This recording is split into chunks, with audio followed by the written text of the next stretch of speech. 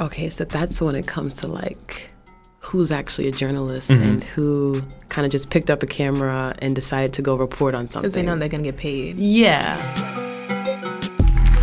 Yo. What's up, co-workers? What's up, y'all? Good. Welcome back to another episode of the We Outside.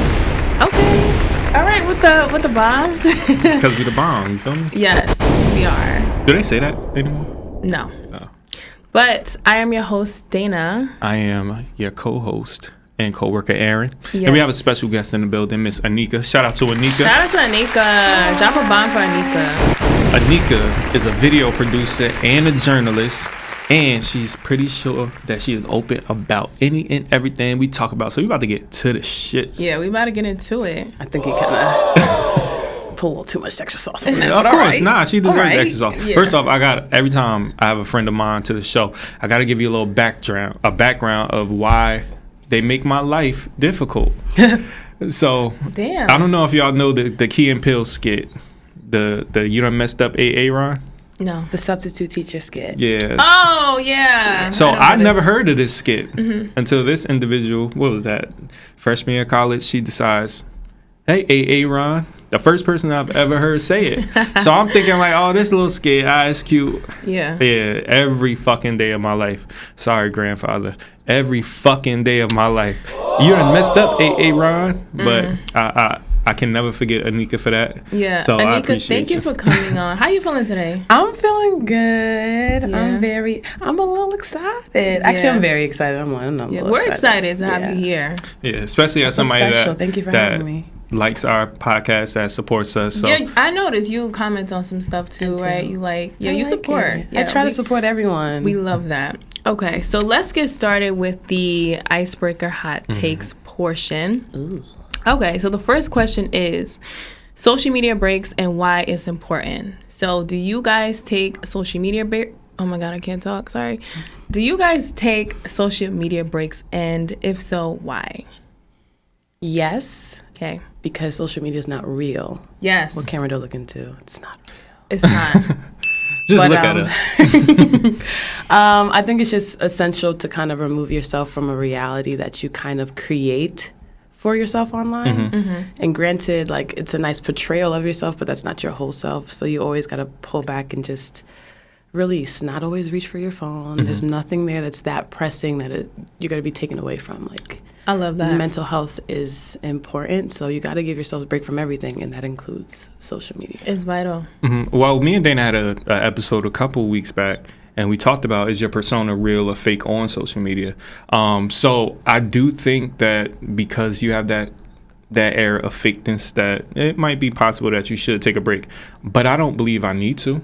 I believe it's a vice, right? Okay. If I like to drink, if I like to eat candy. But it's all in balance. Like, you can't do too much of it. I mean, you can. Yeah, but for me, I was on vacation, just got back from Jamaica yesterday. Shout out to Jamaica. Yeah, man. That was like the thing that I love that everybody was saying was like, yeah, man. That's my shit. Yeah, but I told myself that, like, being out here, I'm not going to focus on my phone. I'm not going to post too much for our social media. But we want to see it. Aaron was the one that was controlling the We Outside Afterwork Instagram this whole weekend, which you did a great job. So appreciate you for that. Yes. So appreciate you for that.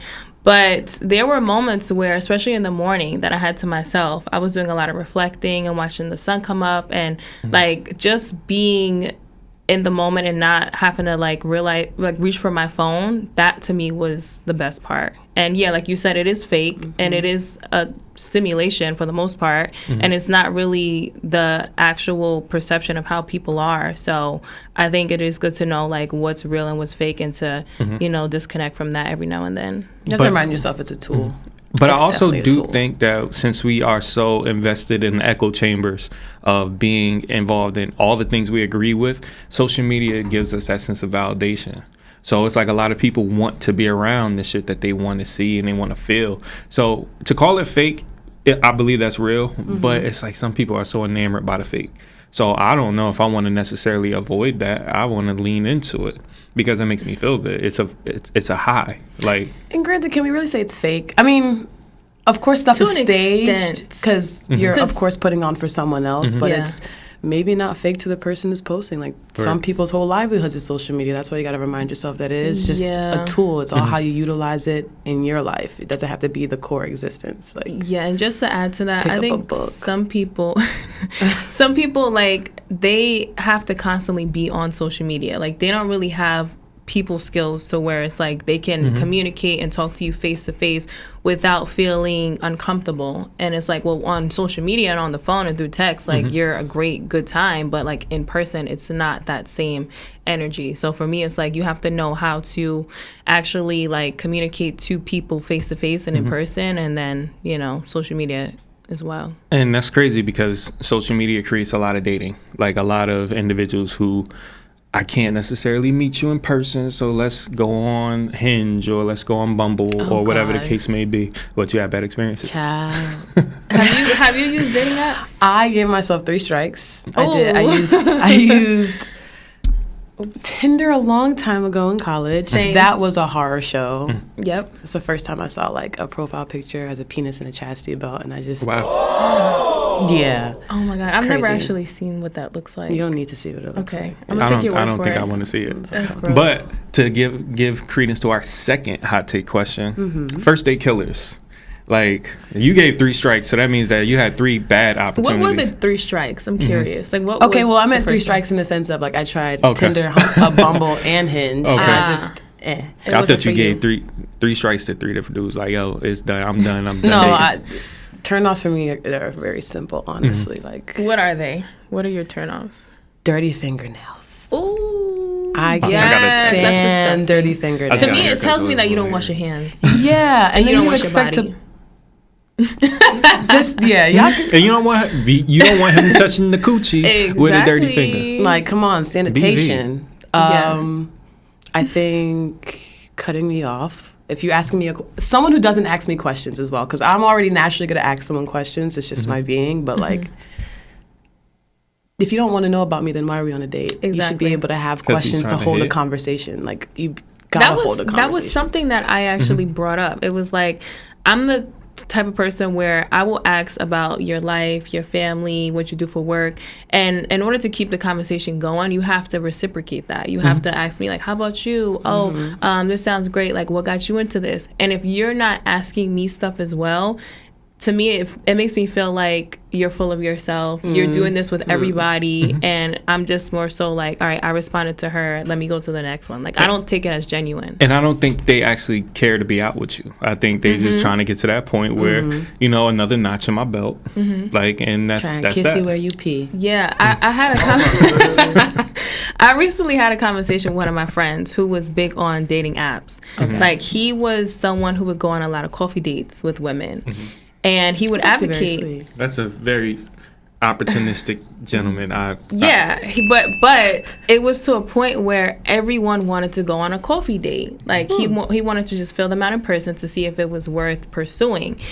And then he was like, women mainly wanted sex. They wanted dinner. They wanted, like, they didn't want things that was like that would last. Like, they didn't want things that like would potentially go into a relationship. Like, that's how he felt.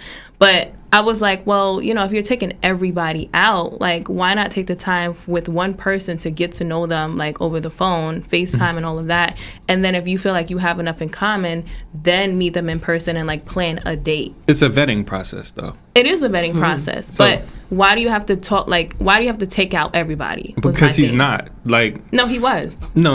It's a coffee That is a date. lot of coffee It's a coffee It date. is. Coffee costs like $10. He's not losing much, right? So this is an opportunity. $10 every day. Well, not every day. Listen, do you know how It's much like a date 5 times costs? a week. You know how much a date costs? A good one? True. Which is why, like, once you vet out those coffee dates, but it got to a point where he was like, all right, I'm done with the dating apps. I'm going to actually just go out to bars and try to meet women traditionally and then go from there. It's still going to be the same results.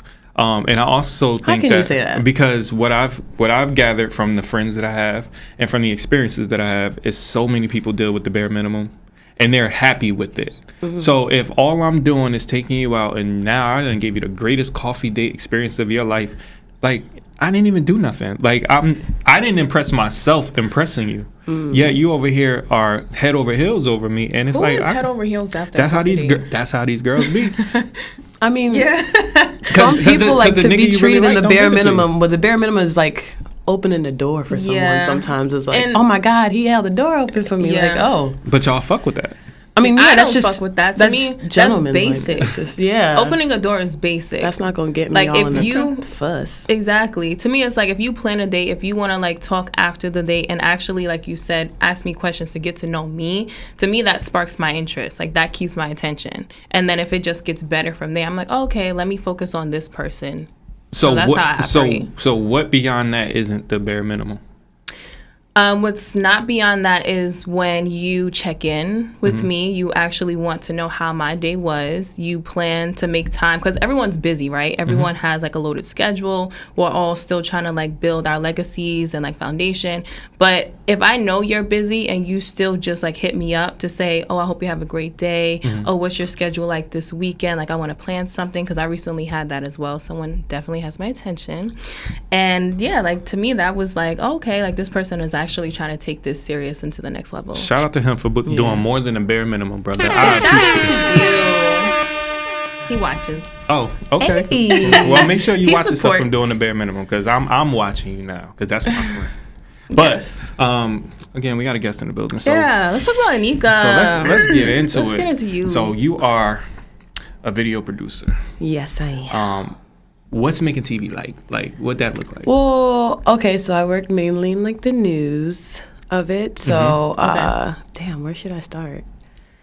Well, recently I was at NBC, so that was a different experience. I was working at CNBC on this little show called Make It, digital platform. And it was really interesting because my main passions are like entertainment, film, music. So I was more so in the finance area of it. But I'm someone who loves to tell stories. So it was very fun just kind of finding people to tell their story and really bring it to the forefront of the world because it becomes viral at some point. Like it gets passed on, which is amazing about information now. So my most recent story that I did on Brown Mill, a shout out to Newark, that was really fulfilling for me because, you know, it's my hometown. I was able to bring a Black-owned company to the forefront to show how much I've been grinding and also putting in time with the community. So I think working in news is fun because it lets you meld your interest and your passions with facts. And sometimes not everyone is going to know a fact. Sometimes people, you know, skim over information that isn't important to them. Just they read, look for like, what the they title. want. Yeah, Just clickbait. go with that clickbait. So sometimes Exactly. it's always like, if you can grab the attention of your audience, it's always going to be fulfilling because you gave them something that they didn't know before. Like you learn something new every day. You just learn something new today. I like that. And you get to take it So with you. I have a question. Did you always want to get in? Is that journalism? Yes. Okay. Was that like always a passion and something you was pursuing? No, actually. Like I love news. I love film, but I actually wanted to be a homicide detective. Really? That's complete. That was my major at St. Peter's. Boo boo. Look Damn, at that's perfect Marvin was timing. on Jesus it. Christ, that's creepy. Yeah, that was well. I used to do that. That was great. But yeah, I actually want to be a homicide detective because I just love putting puzzles together. Okay, so when was the switch up to journalism? I want to say I started taking a public speaking class with Miss Shake, Professor Shake. That was my girl.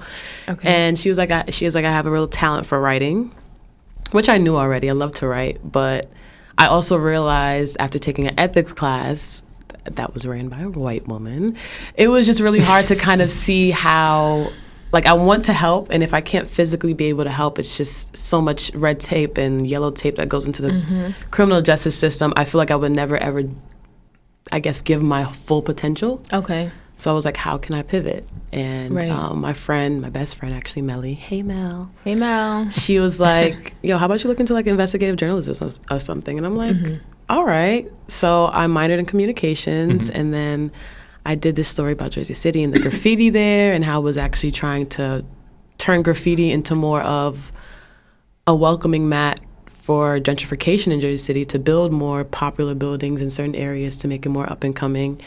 And that kind of just took off from there. My professor was like, you should apply to CUNY. I went there for grad school, and I've been in love with video producing ever since, honestly. That's dope. Love it. I just wanted to know, how long have you been in video producing?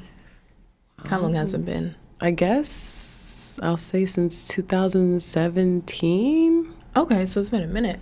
Yeah. Like, I've always loved shooting my own, you know, taking pictures, taking videos. But, like, 2017, I feel like I started really taking it seriously. So, yeah. All right. Do you do a lot of, like, personal vlogging and stuff as well? You know, I should, but I just don't. I don't know. It's very personal. It's very personal. It's also, like, painstakingly tedious in a sense, which, I mean, I don't mind. And shout out to all the vloggers who do it.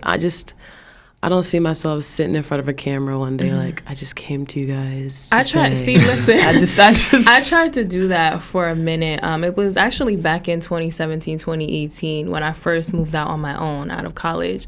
Like, I low-key tried to be a vlogger and a YouTuber, and it was so much recording, and then it was so much work putting all the videos together. Like, it was very time consuming. Yes. And then it was to a point where it was like so many different changes in my life and like people not around anymore, and I didn't want to have to explain that to random people who I don't know, because they want to follow the story, right? Like, that's why they tune in, they subscribe, because they want to see like how people things have nosy. changed in your right. They're nosy as fuck. So I was like, nah, this is too personal, and then I pivoted to podcasting, and then that's why we're here today as well. Ooh. Now I have a question for you. Obviously on a podcast, a video podcast, you are in front of the camera. What difference is it being in front and behind the camera, especially from like this is your livelihood? Like, tell me about that. I had to learn to get comfortable with it. Definitely when I got to NBC, I started to have to be in front of the camera more. I mean, I did it first for my capstone, and that was like, you know, very revealing for myself, because my capstone was about like Black women and processing trauma and all that stuff. So I was also talking about a very vulnerable and sensitive topic. But I think I've gotten better with it. Like, I like to be more of a goofy person, so it's kind of different when you have the camera on you, because it's like, I want to seem normal, but like, no one's really normal. Yeah. So I had to just, you know, just feel comfortable with it. Like, it's not gonna bite me, it's not gonna hurt me. It's just, how do I want to portray myself to people, and, you know, also respect myself and give myself that grace to just enjoy the moment. And that's what I think video is. Like, it's capturing a moment and living in it and enjoying it and being able to relive it. What would you say is your favorite project? Is it the Brown Mill project? Wow. I'll be putting them on the spot. You see You that? do. You making them think. That's hard. All right. Well, we can get back to that. Actually, question. I was going to answer. Oh, you was? Okay. Go ahead. My favorite project might have been my short documentary that I did in France about hip hop and how it arrived in France, and just like how the disciplines of a DJ has morphed over time and evolved. Where can we find that video? Is it public? It is public. It is on my portfolio. Well, you can find it on my website. It's okay. Just type it in Ennica Jacob. You'll see my portfolio, all my videos. All Love that. Yeah, we'll add it to the description. Yes. The website, so y'all can check it out. I'll give y'all the exact link. No. Oh, I have one question. Go ahead. So you guys are so excited. Yeah, Aaron is ready. I was over here. I was doing my investigative journalism shit. We want to know all the details. Okay. So my question is, like, since everything is now social media, like you said, do you feel like journalism isn't, I wouldn't say taken too serious, but because everything is like clickbait and like reels that go viral, like, how has that changed the world of journalism now? Because it's not just print, it's not just watching the news. Like, how does it transition from TV to social media? And do you feel like that's like a positive or a negative? Yes and no. I think it's a positive and a negative. I think the transition of it going to being more social media, being more of the main news source for a lot of people, I think it's helpful, because not everybody's going to have access to... I don't have cable. Yeah, I don't have cable either. I stream everything. So, like, if you're not someone who has cable, like, it's easy for you to get your news source from there. But it's... I guess it's more so, what are people looking for? And a lot of people look for, you know, sensationalized news. Like, they want to see the poppy headlines. They want to see the drama. They want to see the rise and the fall of someone. And they know that social media is the best place to also portray that, because you have the pictures, you have clips, you have videos, you have paparazzi. Like, you get everything all in one little app, so it just makes it more easier to get to it. But I think it is beneficial when it comes to at least sharing information for sure, because I'm sorry.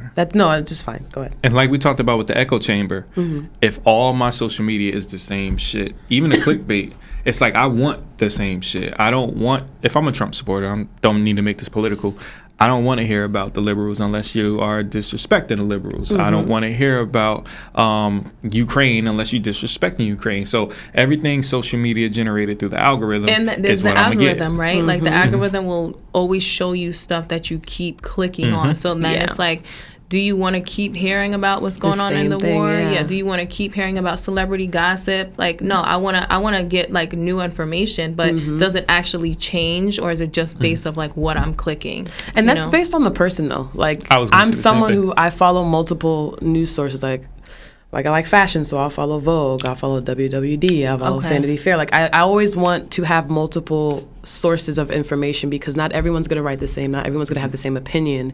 So you have to at least be able to respect other perspectives while trying to form your own opinion on a subject. Right, and not just get it off the shade room. Yeah, that's like the number one thing. If you keep liking the same stuff, you're going to see the same stuff until, you know, it's sensationalized just for you. Like, okay, well, this is something you like that they're saying something bad about it. So it's never just... So in regards to sensationalism, especially as a journalist, right? When I look at somebody like TMZ, TMZ will literally, like when Kobe died, hey, Kobe Bryant died, right? That was terrible. His family didn't know, his teammates didn't know. Like I read a story about like Robert Horry and Rick Fox. His wife just won that case, right? Like as a journalist, how do you feel about stuff like that? Like where's the line drawn in the sand?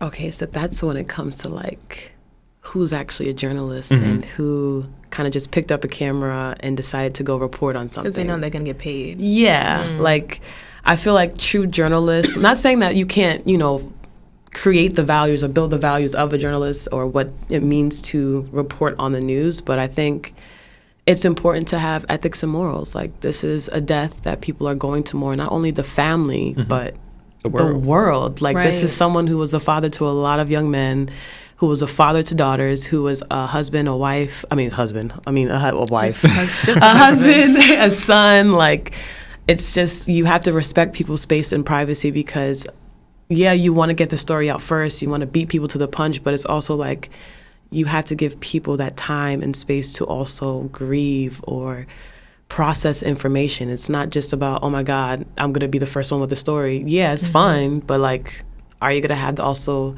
the dignity and integrity when you wrote that story? Like, are you going to feel proud about this story because you did it the right way and you felt like no one was hurt in the process? I think that's important. That is important. That's actually what happened with Rihanna when the pictures of her baby went out. She reached out to, because I listened to the Angela Yee Lip Service podcast, and she was interviewing Jason Lee, and he said that Rihanna... Oh, fuck well. Okay. Well, he said that Rihanna... We're going to get to that? Okay. But he said that Rihanna literally called him because he is... I guess he's black. I don't know his nationality. Ambiguous. Okay.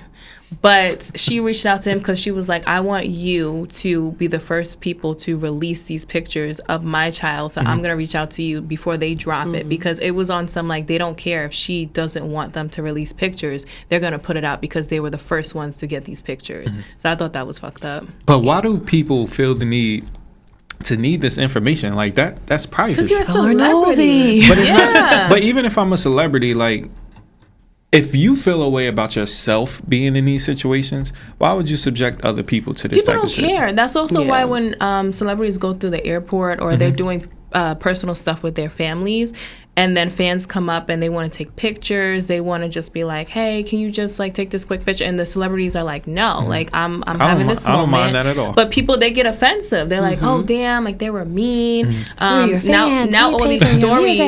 Yeah, that's what happened with Chris Brown. Like, he was on tour and they tried to say that he wasn't letting black women in his section. And it wasn't him. It was the security guard or whatever who weren't letting these particular women in. I don't know the backstory, but it wasn't Chris Brown. But that was the story. Like, Chris Brown not letting black women in his section at a club. Like, what the fuck? Well, see, I had met Marlon Wayans because I went to a show in Atlantic City. And it just so Legend. happened. Did you see his stand up on HBO Max? I did not watch it yet. I will watch Anybody it got on HBO Halloween. Max? Give me your password because I ain't got it. But I use my dad's. It was I use my so cousin's. funny. give me the password when you get a chance. But anyway, so it just so happened that when we went to a restaurant after the show, he was in the same restaurant, right? So one thing about me, when I see a celebrity or I meet a celebrity, I do want to give them their flowers, but I also don't want to inconvenience them, right? Respect their space. So it's like, yo, that's Marlon over there. If you know me, you know he's up there with like Nick Cannon and Bow Wow. You know how I feel about those type of guys, right? So I'm like, you know what? I'm gonna do something different. I'm not gonna go over there and bother him. Hey, buy a drink, send it to him, yada yada. So after I bought him a drink, they had waved us over. So he was like, Okay, shit. big stand up. He got money. so wait. So when I went over there, I was like, oh, Marlon, you know, shout out to you. Nashima, she actually went to Fairleigh Dickinson. Sorry, y'all just Hey, lost. damn, y'all just. But she went to Fairleigh Dickinson, and Dangerous. she had danced on stage for Marlon at one of his shows. Oh. So I had the picture with me. And he's like, yo, bro, I appreciate the drink, but we already got a drink. I don't even drink sake. I was like, damn, you know, I done wasted money on sake because we was at a sushi spot.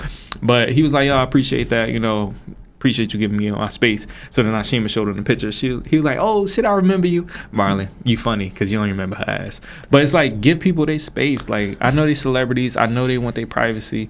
But sometimes it's like, I deal with this all day, every day. I don't want you to be on my ass. Like, just let me eat. Yeah. Okay. Shout out to so Marlon, though. shout out to Marlon Wayans.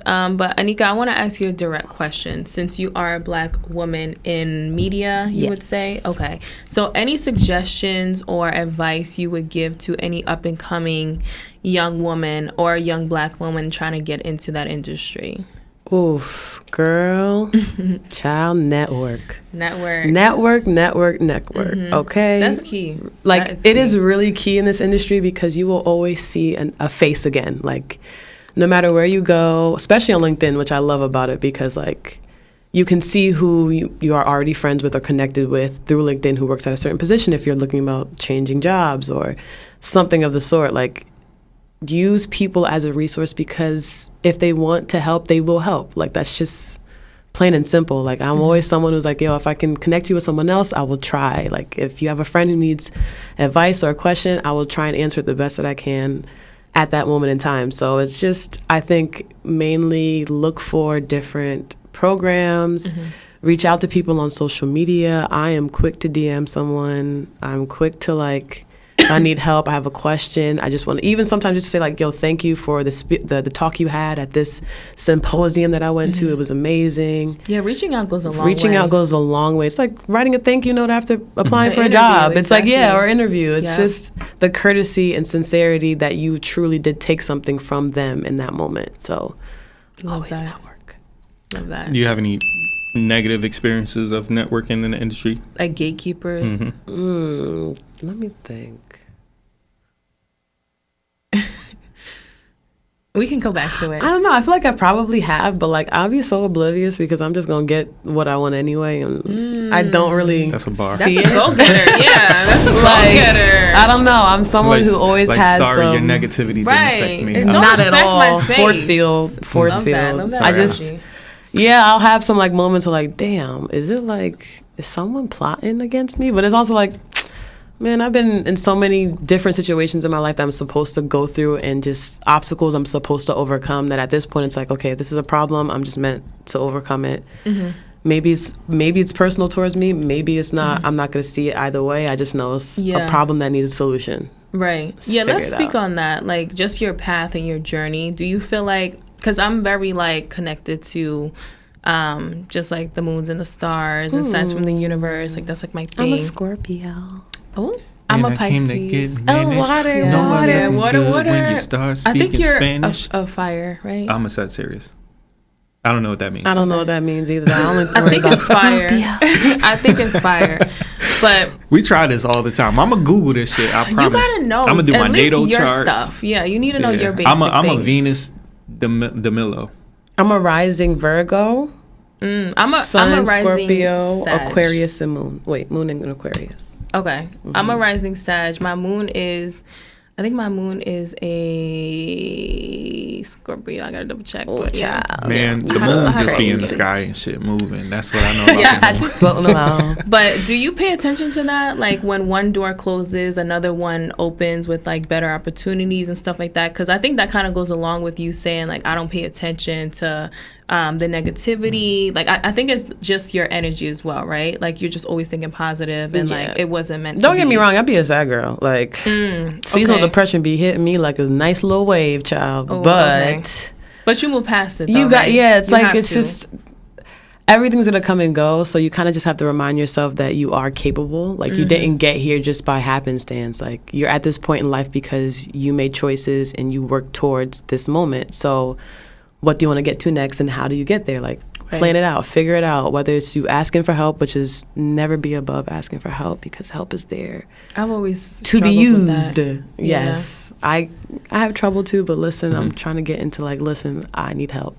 Help me. Yeah, I think we all agree that might be the hardest thing, especially coming from senses of independence, right? Where it's like one way or another, I figure it out, I can do it. But how do you navigate through that seasonal depression? Like, what are methods that you apply? Because I need the help, and I'm asking A little bit of productivity every day. Like I feel like you ever like get into those moments where like, I'm not doing You don't anything. feel like doing shit. Yeah. Yeah, and then Yeah. you get mad at yourself for not doing anything, even though you're not in the mood to do anything. But it's okay to not want to do anything. Like as creatives, sometimes, I forgot where I saw that quote, but sometimes you have to sit around and do nothing. Like sometimes it's okay to just have a dry spell. But I think it's also just trying to do something you want to do a little bit every day. So like if I'm in a mood like that, maybe I'll pick up a book and read for an hour. And then you get inspiration from that. yeah, or maybe I'll like go water my plants and just go stare at them and just go sit in a corner with them. Or like go for a walk, go to the museum. Like I try to do stuff that kind of always gets me in a better mood, that sparks something in me. Like whether it's just happiness or a thought or something that makes me feel like, all right, what else can I do today? Like what else do I want to do today? What else do I have the energy to do today? That reminded me of when I was writing a story. I convinced myself to write every day, like do a chapter a day, a chapter a day, a chapter a day. That way I can actually finish I'm still it and trying to finish accomplish the it. script, child. That's amazing. But it's like I've conditioned myself to like, I don't need to do that. But now I'm looking back at it, I'm like, that was actually moments of joy. Like I look forward to getting off of work. I'm gonna write my X amount of words that I'm gonna write, and then I'm gonna go about my business. What's it about? It was like a mystical siren who discovered that her father was a titan underwater, a mermaid. It was a lot. This is a book. Okay. It's poetry Oh. though, so I put it all in Speaking poetry. of, you're supposed I to come love out with a poetry. poetry book. Yeah, so When's that coming out? I have to actually We talk to talked about it Tiffany with about Tiffany. it. Episode. It was I supposed to published a come- poetry book. Yes. It was supposed to come You out did? on the 17th. I did. I just on be your- is it doing on stuff your to website? say I could do it. Like It's I on did your it. website? It's not on my website. I just did it on Amazon. Literally, I would have to find the pseudonym that I use. I think it was like E.D. Jacob or something. But like I was like, let me just put a collection of my poetry together and put it on Amazon. Yeah, we can add that to the description. Oh If- no, if y'all wanna don't. check it It was very No, okay. no. Maybe it not, was- guys. Next time. But the crazy part is my book is actually finished. I just the publishing part. You gotta hit up Tiffany. That's my problem. So okay. and I'm actually working on a project. Me and Tiffany gotta do something by May 1st, where we have to submit a selection of poetry. And it's like a competition, first, second, and third. Last time I did it, the same story we talking about, I got 4th on it. Hey, so you That's about to not get good. first. Yeah, that's not Yes, good. put it out there. Yeah, definitely I'm put it big out on there. manifestation. Manifesting. Yeah. Me Say too. it. Say it Say out it. loud so you can't. I'm You have winning. no The power of the tongue. no winning. excuse but to follow it. And y'all know I Yes. got the power of the tongue, you know? 12-12. They go to signs. It's- Angel number. At 12-12, you're going to get the power of the tongue. We're gonna ignore what Marv said, but yeah, that's the sign. That's the sign. All right. Yes. Okay, so we are going to talk about our last segment of the show. This kind of went by fast, but this was a great I was conversation. having so much fun. Yes, this was great. So the last segment of our show is highlighting influential Black women, or just women in general, because March is Women's History Month. Yes, so we're gonna let you go first. Who would you like to highlight? Ooh. I have to think. Oh my God, so That's many why I people. sent the outline. The outline. You know what? I'm gonna shout out my girl Alana Buku, Body by Buku. She's a trainer. She runs an amazing gym out of Union and has helped change a lot of people's lives, made them fall in love with working out and fitness, and really build consistency and discipline and a love of health and wealth through working out. So I'm gonna shout out Alana. Shout out to Alana. She being very humble, but she was a former superstar athlete herself. So she definitely in that field too. She know what she's doing. Okay, athletes. I left that life behind. Aaron bringing up the past. That's what I do, right? But I actually wanted to shout out Nashima. We talk about her every week. Nashima is a very integral part in my life. She is somebody that teaches me on a daily basis what love is, what love looks like, what love should be. And the craziest part about what she teaches me is it has nothing to do with nobody else. Because love is a very specific and unique thing to the 2 or 3 or 4 or 12 people involved, right? I'm not speaking for me. I'm speaking for everybody out here, right? Yeah. And it gives me an opportunity to reflect every day. Like when I look at her, or if I look at Nori, or if I look at Jaden, just what love languages truly mean. Trying to accommodate just making people happy, especially the people that make me happy. So huge shout out to you. You influence me on a daily. I might not show my appreciation enough, but I truly appreciate you. And I'm sorry the lobster came out. Yeah, you tried to cook lobster. I tried. You should have ordered it. Yeah, it was a little light skin. It wasn't orange. Yeah. Oh my God. It wasn't orange. Nah, it wasn't orange. Don't you just steam? Yo, Yeah, see, this is what happened. This is what happened. Because, I listen to Google. You trying to just experiment? No, I Googled the shit because I got an electric grill for Christmas. So I'm like, I need to use my grill. So it says 6 minutes on, 6 minutes on the other side. So I'm like, all right, boom. I did my little shears. I cut it down. Yeah. Split it open because you got to crack. And then you put the butter? I did all that. Okay. The shit was looking good, smelling good, but then it was like... How you gonna say it's looking good, smelling good, it came out light skin? Because I didn't know it was supposed to look dry? like that. I'm over there. I hope I'm not sick. Because you don't cook lobster. It sounds like you probably overcooked it. Yeah. Because if it's like rubbery, that means it's overcooked. Yeah, it was definitely overcooked because after I realized it was undercooked, we put it in the broiler. Oh my God! Well, shit, this shit was $50. I had to salvage this bitch. I'm sorry. Christ. This lobster had to get cooked. I was gonna eat that shit regardless. Yeah. All right. You ain't never been through no experience like that? Not with lobster. Like seafood. No, I like to cook, and I cook my simple. lobster and seafood very well. Ladies, actually, I'll steam it. When men try to do more than the bare minimum, just make sure that they know how to do it. I mean, even if they try and fail, you still respect it. Oh, she definitely appreciates it. It's like I appreciate you taking the time out trying to make a nice meal. Let's order takeout. Or that. Yeah, that would have been the point. But okay, so I am going to shout out my organization, National Coalition of 100 Black Women, Central Jersey Chapter. Big Jersey. So a lot of the women in the organization, they do a lot of the groundwork. So they are politicians. They're very involved in the community. We recently had an event at King University last weekend. I wasn't able to make it because I was in Jamaica. But they had an event where they were just giving information about the organization and what they do for the community and for the state. And they are trying to recruit more members. So if you don't mind me asking, what do they do for the state? So they want to empower young Black women and girls, right? Mm-hmm. So they have different committees. They have the economy committee, public policy, they have leadership. They also have just a whole bunch of different things you can be a part of, but also just being in a community of different sisters that are motivating and just like giving you tips. Because most of them are, you have to be 25 and up to join the organization. And 2, you have to just be involved. Mm-hmm. So they just empower and want you to get involved and just, like be helpful to your community in any way you can. So shout out to them. I thought they were just like really dope with that That's event amazing. that they did.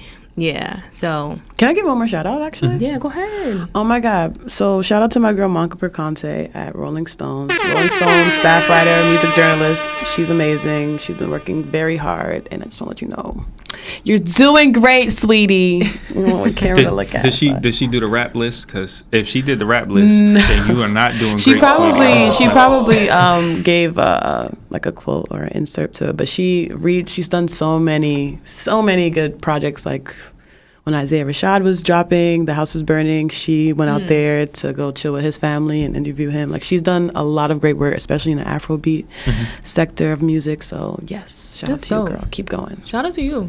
Yeah, I got to get on my Afro beats because They was playing a lot of Afro beats on vacation. well, it's taking over in the Slaps, Caribbean. man. Yeah. It slaps everywhere. It Yeah. does. It's not like Toronto though, because Toronto they just be putting anything together. Like versus Jamaica, they try to like stick to the culture. True. Certain drum sounds. all But right. no, hold on, time out. You ain't gonna tell us about Jamaica, was it? She tried to get through the whole You episode. said you went by yourself? No, I went with family and friends. So I Okay. just got back last night. Grandma went. Nana was there. She was drinking a lot of rum punch. Yay, She was taking Nana. shots Hope you had of sake, fun. rum. Yeah, no, she was definitely outside. The first day we got there, it was raining. And then we did the zip line, horseback, and the Duns River excursion. It was raining when we did the zip line, so it was literally just like us in the jungle, like going to tree to tree. And one thing that I would say is Jamaican men, they are very friendly. They are very just straightforward, charming, charismatic. And they was trying to push up on everybody. It seems They was like looking a for positive I want to go to experience. Jamaica so badly too. But I want to go on like a little vacation to Jamaica. Yeah, I would do vacation. If you going with a girl, like a whole bunch of girls, and it's like a girls trip, like they're on you heavy. But Nah, that's their I'm too national cute for export. that. Yeah, That's what they do. It's like going to DR with a bunch of dudes. Like, what you expect? true. But you know what I kept thinking? I kept Actually, I thinking haven't about. been to DR, so I don't know what to expect. Yeah, I've been to Jamaica one time, and like whenever you saw a group of guys, you saw a couple of like native DR women with them. So it gave like, oh, I see what y'all doing out here. Yeah. Yeah. But it was a great time. Like I would definitely recommend. The country was beautiful. The food was amazing. Like the jerk chicken, curry goat. What was your favorite dish? I would say my favorite was the oxtail. Like they just had so much Oxtail. oxtail everywhere. You And know, the jerk chicken was bomb. I don't need to make this controversial. But Haitian food is the best cuisine in the world. I haven't really had too much Listen. Haitian food. I think I don't know what it girl. tastes I like. had the Alive. soup, the New Year's Soup soup. Joux. Yes. I don't know what yes. Haitian food tastes like, but What? I used to I'm about work to at make y'all some Dr. black J's in rice. North, and it was a Haitian dude that worked there, and he used to come in with breakfast every morning. I will tell you that made me not. What did he bring for I don't know, but breakfast? it did not smell pleasant.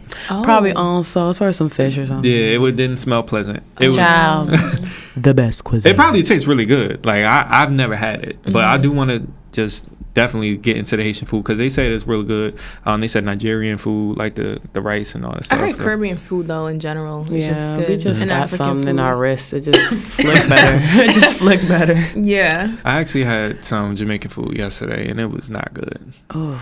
Like I don't know if they Did you get the forgot mac to and season. cheese? I heard don't you're not eat supposed to mac get and mac and cheese. cheese. Why? Because mac and cheese is regular. Well, he doesn't eat a lot of Thanksgiving food. You said right, Yeah. like sweet potatoes. I don't eat sweet potatoes, mac and turkey. cheese, macaroni salad, potato Do you like? salad. It's like I eat turkey. because you don't like the way it's prepared, or No, I just don't like the way it tastes. It's just Has it's it always been mid. the same person that made it? No. I hate when people ask me that. Not that it's okay. They I need didn't to ask know. me that. That's why I'm But asking. they be like, "Oh, your mother can't cook." Actually, my mother cooks really well. She makes the banging pot roast, potatoes smacking. But mac and cheese, it's just mid. It's like regular ass. It's noodles and fucking cheese. Nah, my right, my Big Mac is Everybody says the same thing. Nah, It ain't it. Ask around about. You gotta me. bring us. I don't some. want no I will cranberry so bring Yeah. out sauce. some. I will Like, I so love bring some out some a soul little food. nice little Haitian food. Yeah. It's okay. Little- I'm some- picky. I'm picky. Like I ain't just gonna eat anything. You know, you gotta look good. for me to- Obviously, he did because he ain't like most of the stuff he done ate. Half the stuff I don't eat because I don't like the way it look. Like mushrooms, I've never tasted a love mushroom. I will not. It depends on how it's prepared for You me. gotta sear them. I and will not. saute them. I seen the Super Mario movie when I was a kid. They had them slimy ass. Oh my God, the throwback one. Yes, Oh it was. my God, that was Ever the best since I seen one. that, I would never touch a mushroom. The little lizard head. I don't man. give a fuck if it give me superpowers. I don't want them. They were I'm kinda good. nasty. That was a real rugged version of real Mario Brothers. I like that one. John Leguizamo. Shout out to John Leguizamo. You know. Okay. All right. I guess we can wrap it up here. We're We're going on a whole tangent about food. But yeah, we're going to wrap it up here. Thank you, coworkers, for tuning in. And if you want to join the conversation, hit us up on the Gmail account, woawpod@gmail.com. And Ennica, thank you for coming on. Thanks for and, having me. You guys are talking to great. us. Invite me back anytime. Yes, all our guests say that, so we love that. We're thinking of It must be throwing. us. We gotta throw like a starting the summer party with all our guests that would be came so on. networking. Okay. We were given access to the room if we need it. I'm down. So we'll put up some mics, you know, get Dr. Jazz back in the building. And shout out to the sound effect guy. What was your name again? Marv. Marv. That's our Marv. producer. So great. The sound effect You're guy. great. From now on. Sorry, I didn't mean to say that. I did not mean to disrespect you like that. Marv, the producer, his sound effects are on point. Yeah. From now on, he's the sound effect guy. SC. That's you. SC. Hey, SC, hit my bomb real quick. It's SSFX. Oh yeah, that's the shorthand That's for the it. NBC term. No, that's just the technical world term. But okay. Yeah. So when we announce that we're gonna have our events, maybe we'll open it up to a few people. And we might have a live audience too. Yeah. We can But do a we couple got things. limited seating, you know. We gotta think this through though. So Yeah. Matter of fact, how about this? Dana just gave y'all the Gmail. If y'all would like to attend, why don't y'all hit up woawpod@gmail.com and let us know that you want to be in attendance for our live show. And we'll do it live. is it a show or just a get together? It's going to be a show, get-together party. It's always a party when we there. It is. Oh, that was smooth. We lit. That was smooth. Yeah. All right, guys. On that note, we're gonna wrap it up, and we outside and we out.